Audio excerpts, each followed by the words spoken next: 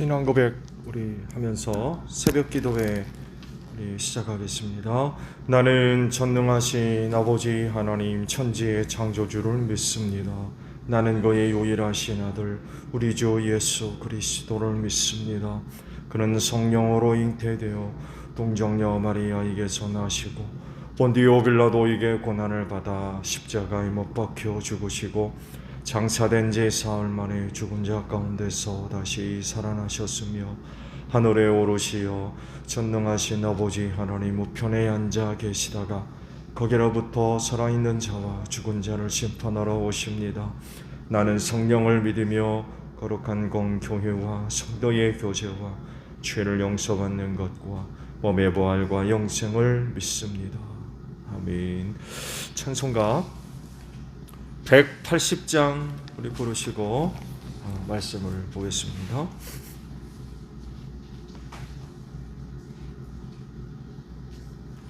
찬송가 180장 부르십니다.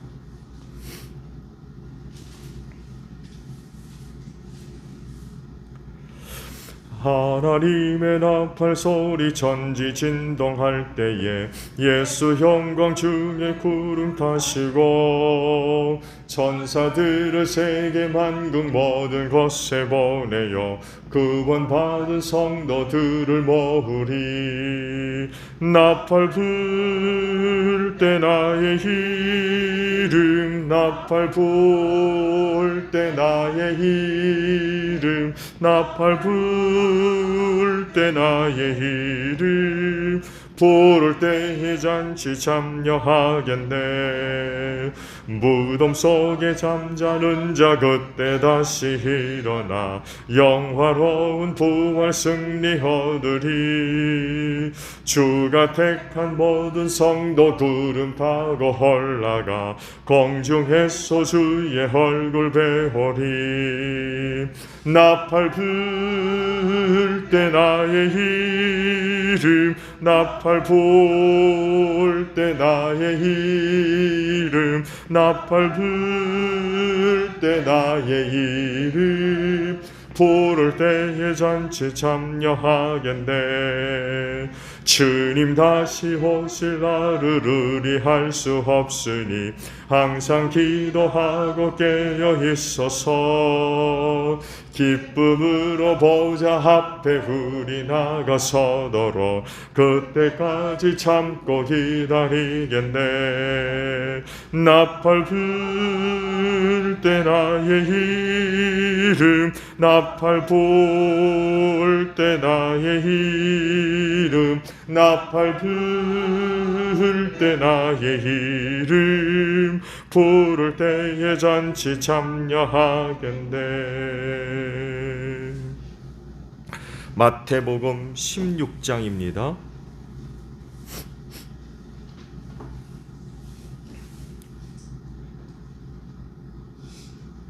마태복음 16장 1절에서 12절까지 있는 말씀입니다.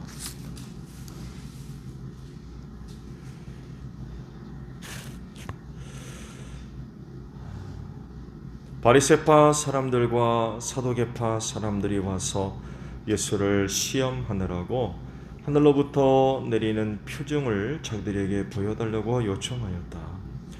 예수께서 그들에게 말씀하셨다. 너희는 저녁 때에는 하늘이 붉은 것을 보니 내일은 날씨가 맑겠구나 하고 아침에는 하늘이 붉고 흐린 것을 보니 오늘은 날씨가 굳겠구나 한다. 너희는 하늘의 징조는 분별할 줄 알면서 시대의 징조들은 분별하지 못하느냐. 악하고 음란한 세대가 표징을 요구하지만 이 세대는 요나의 표징밖에는 아무 표징도 받지 못할 것이다. 그리고 나서 예수께서는 그들을 남겨두고 떠나가셨다. 제자들이 건너편에 이르렀는데 그들은 빵을 가져오는 것을 잊었다. 예수께서 그들에게 말씀하셨다. 너희는 바리새파 사람들과 사두개파 사람들의 누룩을 주의하고 경계하여라. 그들은 서로 수근거리며 말하였다. 우리가 빵을 가져오지 않았구나. 예수께서 이것을 아시고 말씀하셨다. 믿음이 적은 사람들아, 어찌하여 너희는 빵이 없다는 것을 두고 서로 수근거리느냐? 너희는 아직도 깨닫지 못하느냐? 5천 명이 먹은 그 빵 5개를 기억하지 못하느냐? 부스러기를 몇 강줄이나 거두었더냐? 또한 4천 명이 먹은 그 빵 7개를 기억하지 못하느냐?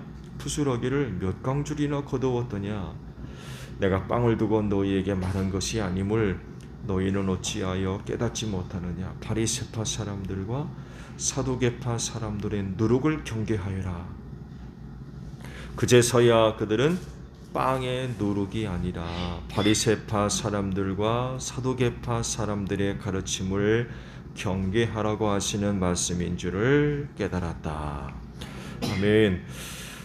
자, 오늘 아침에는요 3절에 있는 말씀을 함께 나누려고 합니다. 3절 하반절에 있는 말씀이에요. 너희는 하늘의 징조는 분별할 줄 알면서 시대의 징조들은 분별하지 못하느냐라는 말씀입니다.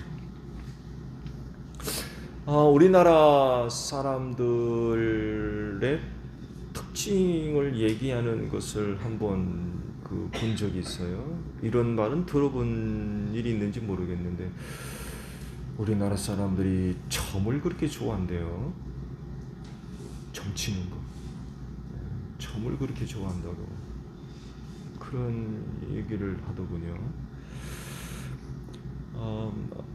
오늘날 이 세대를 가리켜서 하는 말 중에 하나가 미래 불확실성의 세대라는 말들을 하죠. 미래가 너무 불확실해서 어떻게 될지 모르는 거죠. 어떻게 될지 모르는 이런 부분들이 너무 큰 세대가 오늘날 이 시대인데, 이런 시대와 맞물려서 이런 경향이 더욱 도드라지게 나타나는 건 아니냐, 이런 생각들을 해봅니다. 그 점친다고 하는 미신적인 그런 부분을 넘어서서 사실은 미래를 예측하는 일들은 과학이 발달된 이런 문명화 세대 속에서도 굉장히 중요한 그런 부분이기는 합니다. 앞으로 이 세대가 어떤 방향으로 흘러갈 것이고 어떤 변화들이 있을 것이냐를 예측을 해서 거기에 맞게 어떤 전략을 짜고 어떤 계획을 짜며 준비하는 이런 일들은 사업하는 사람들에게 있어서 굉장히 중요하다고 그래요. 날씨도 좋은 예죠. 날씨. 하루 뒤, 일주일 뒤, 한 달 혹은 1년 뒤에 날씨가 어떻게 될 거냐, 이 부분을 어떻게 예측하냐에 따라서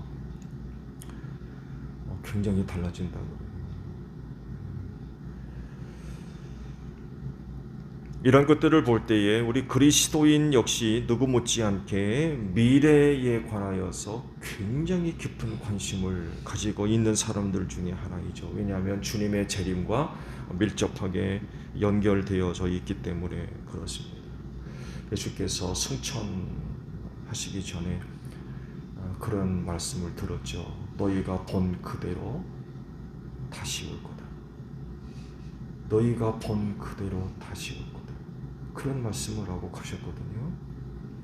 약속이기 때문에 반드시 그 말씀대로 다시 오실 겁니다.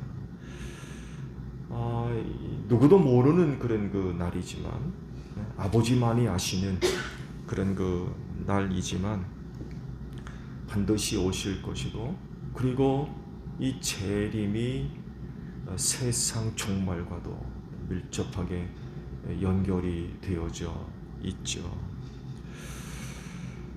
그렇지만 누구도 모르는 그런 날이지만 그 날에 이르기 전에 이 세상에 일어날 일들이 전조증상으로 있을 것이라고 말씀을 하셨죠. 주님께서 친히 또 이 부분을 말씀하셨죠. 그날이 오면 어떤 일들이 있을 것이라고 쭉 제자들에게 설명을 해 주셨어요.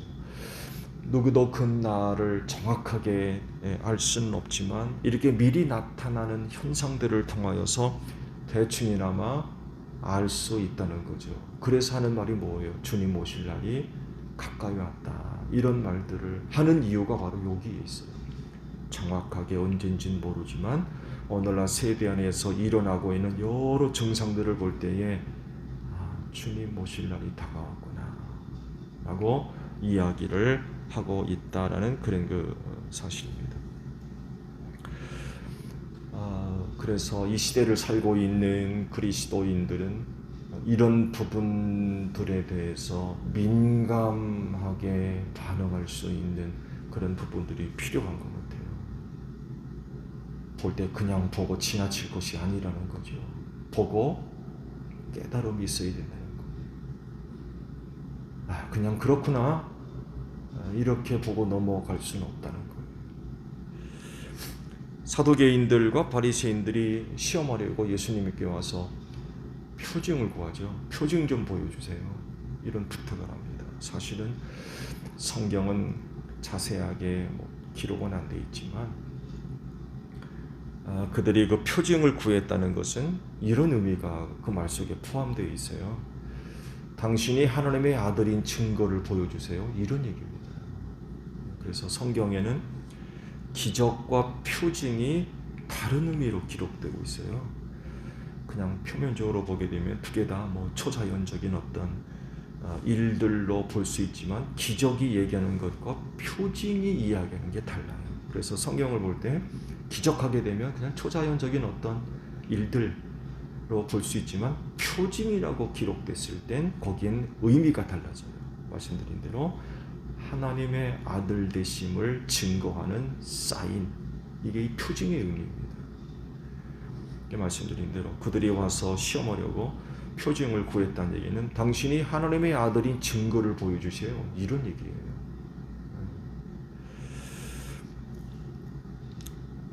그러면 그들의 요구대로 예수께서 표징을 보여주셨나요? 아니죠. 보여주지 않으셨어요. 할 수 없기 때문이었나요? 그렇진 않죠. 그분이 하나님이신데 표징 하나 못 보여주시겠습니까? 얼마든지 보여주실 수 있죠. 근데 그렇게 하지 않은 이유는 그들이요 근본적으로 예수님을 믿지 않는 자들이었어요. 아예 믿으려는 마음이 없는 거예요. 표징을 보여줘도 믿지 않을 것이라는 것을 알고 계시는 거죠. 그들이 예수님을 믿을 것이라고 하면 벌써 믿었습니다. 왜냐하면 이전에도 많은 기적과 표징들을 보여주셨어요. 사실은 전혀 없는 게 아니었어요. 그들이 믿을 사람이었다 그러면 벌써 믿었다는 거죠. 그런데도 믿지 않았던 사람들이 지금 표징을 보여준다고 그들이 믿을 거냐? 아니라는 거죠. 표징을 아무리 보여줘도 믿을 사람들이 아니었어요. 그만큼 그들의 마음이 돌같이 단단하게 굳어져 있었던 거죠. 그런데 그들에게 보여줄 수 있는 표징 한 가지가 있다고 하시면서 요나의 표징을 언급을 하세요. 물고기 뱃속에 들어갔다 나온. 진짜 요나의 표징이냐? 사실은 그게 아니죠. 요나의 표징이 의미하는 게 있었기 때문에 그래요. 바로 예수님의 죽음과 부활을 의미하는 거였어요. 요나의 표징이라고 하는 것이. 근데 사실은 또 이런 표징을 보여줬어도 안 믿었죠. 사실 예수님의 죽음과 부활만큼 확실한 표징이 없죠. 그런데도 안 믿었어요. 그런 그들에게 이제 하신 말씀 중에 또 다른 하나가 오늘 이제 주신 그런 그 말씀입니다.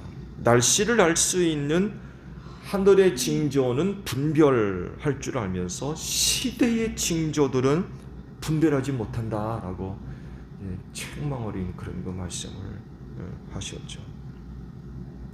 이 말씀을 또 다른 시각으로 보게 되면 영적으로나 신앙적으로 너무나도 무기력하고 잠도에 있다는 얘기예요. 시대의 징조는 영적으로 깨어있지 않으면 볼 수 없어요, 사실. 다음 날의 날씨 혹은 그날의 날씨는 육신의 눈으로 얼마든지 확인할 수 있어요. 오늘도 말씀이 기록되어 있잖아요. 하늘에 보여지는 어떤 것들을 보고 날씨가 맑겠다, 흐리겠다 얼마든지 얘기할 수 있지만 시대의 징조는 영적으로 깨어있지 않으면 이건 볼 수 없는 거예요. 지금 예수님한테 찾아와서 표징을 구하는 사두개인들과 바리새인들이 바로 이런 사람들이었어요. 날씨를 알려주는 하늘의 사인들은 볼 줄 알면서 시대의 징조는 전혀 보지 못하는 그런 사람들이었다는 거죠. 영적으로 깊이 잠들어 있어가지고 또 영적인 눈이 감겨져 있어가지고 이런 부분들을 보지를 못하고 있었던 거죠. 그래서 이런 사람들은 그런 것들을 아무리 보아도 뭐 들어도 경험을 해도 알지 못하는 거죠. 이유는 간단해요. 구원받지 못할 사람들이었어요. 지난번에도 말씀을 봤죠. 예수께서 비유로 말씀하신 이유를 설명하셨죠. 그러면서 이사야 예언자의 그 예언의 말씀을 인용하셨죠. 하나님께서 그 백성들을 심판하시도록 작정하셔가지고 봐도 못 보고 들어도 못 듣고 마음으로 깨달음을 얻지 못해서 돌이키지 못하게 하셨다고 했어요. 그러니까 아무리 봐도 아무리 들어도 알지를 못하는 거예요. 하나님이 그렇게 만드셨기 때문에 심판하시기로 작정하셨기 때문에 오늘 이 말씀이 너희에게 이루어졌다라고 말씀하셨어요. 시대의 징조를 보지 못하는 이유가 바로 여기에 있어요. 하나님이 그들의 눈을 감겨 놓으셨어요. 그러니까 아무리 봐도 몰라요. 모르는 거예요. 그러나 구원받은 사람들은 달라지. 다른 거예요. 시대의 징조를 봐요. 볼 수 있어요. 눈을 열어주셨기 때문에 그래요. 영적인 깨달음을 주셨기 때문에 그렇습니다. 그래서 볼 때마다 그냥 넘어가지 않아요. 볼 때마다 주님이 문 밖에 서 계시구나.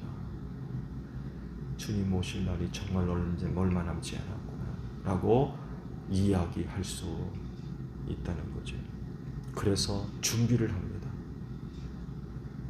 시대의 징조를 보기 때문에 준비를 해요. 마치 슬기로운 타처 처녀들과 같이 기름 넣은 등불을 준비해 놓는 거죠. 그날 곧 주님 오실 날을 준비하는 거죠. 그럴 수밖에 없는 이유는 믿는 자 안에 내주하시는 하나님의 영이 그들의 눈을 열어서 시대의 징조를 보게 하시고 귀를 열어서 듣게 하시니 깨닫게 하시니 그런 그 은혜로 인도하시기 때문에 그렇습니다. 그래서 남들이 보지 못하는 것을 보고 남들이 듣지 못하는 것을 들으며 깨닫지 못하는 것을 깨닫게 하시는 거죠. 준비하게 하시는 거죠. 오늘 하루도 보내시면서 시대의 징조들을 발견하고 또 깨달을 수 있는 여러분들이 되시기를 바랍니다. 어떤 사람들처럼 그냥 보고 그냥 그냥 지나치는 이런 차원이 아니라 볼 때마다 들을 때마다 느낄 때마다 그렇구나. 오늘 시대가 이렇구나. 주님 오실 날이 점점 다가오고 있구나. 이런 그 깨달음 속에서 오늘 하루도 그날을 준비할 수 있는 여러분들이 되시기를 바랍니다. 주기도문 하겠습니다. 하늘에 계신 우리 아버지, 아버지의 이름을 거룩하게 하시며 아버지의 나라가 오게 하시며 아버지의 뜻이 하늘에서와 같이 땅에서도 이루어지게 하소서. 오늘 우리에게 일용할 양식을 주시고 우리가 우리에게 잘못한 사람을 용서하여 준 것 같이 우리 죄를 용서하여 주시고 우리를 시험에 빠지지 않게 하시고 악에서 구하소서. 나라와 권능과 영광이 영원히 아버지의 것입니다. 기도하겠습니다.